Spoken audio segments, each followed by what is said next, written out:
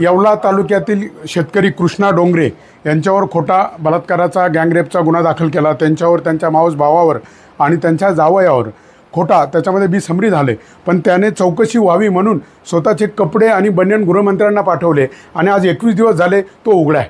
आणि आज माननीय आमदार बच्चू कडू साहेबांकडे तो आला आहे आणि आज त्यांच्या हातून आम्ही त्यांना कपडे घालणार आहे, कारण 288 मध्ये आम्हाला महाराष्ट्रामध्ये विधानसभेत एकच मर्द आहे, बच्चू कडू साहेब।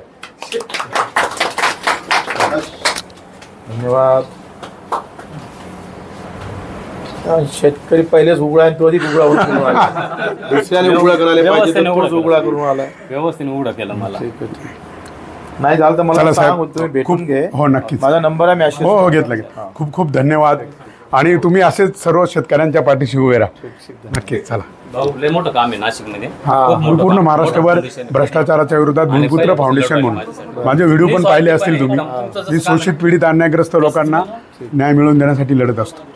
चला, तुमचा आशीर्वाद प्रेम राहू द्या। आम्ही सर्व महाराष्ट्रातली जनता तुमच्या बरोबर आहे। आम्हाला तुम्हाला मुख्यमंत्री म्हणून पाहिजे।